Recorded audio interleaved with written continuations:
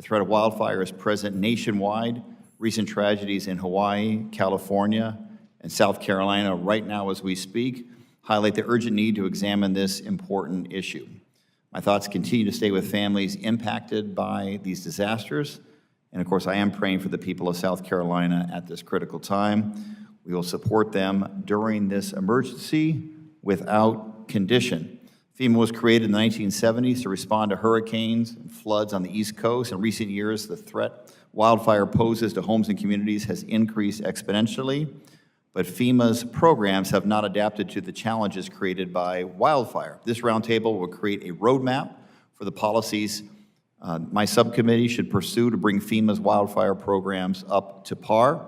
I'm disappointed that this committee's Republicans have not yet scheduled a hearing to examine the effectiveness of FEMA's programs before, during, or after the fire following the Lahaina and Los Angeles disasters.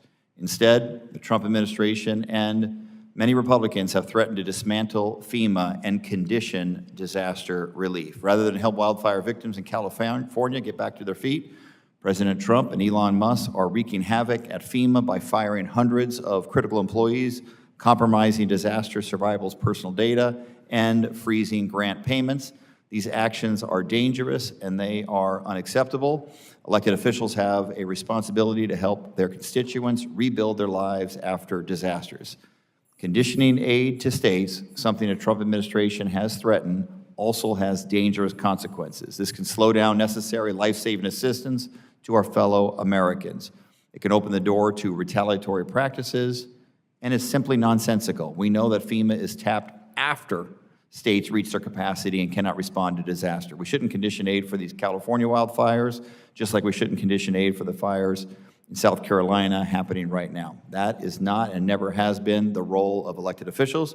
We need to safeguard disaster aid to make sure it is reaching the people who need it most.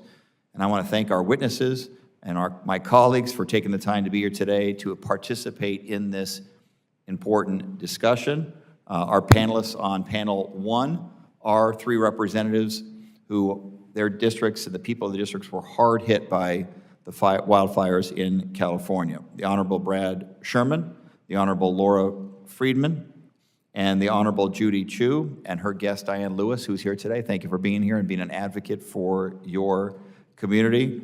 And then after the panel of our congressional colleagues is done, we'll have a second panel with experts in disaster management, fire management, including Supervisor Patrice Horstman from Coconino County in Arizona. Great to see you, my friend, and always being an advocate for Arizona and mountain country in the Flagstaff area.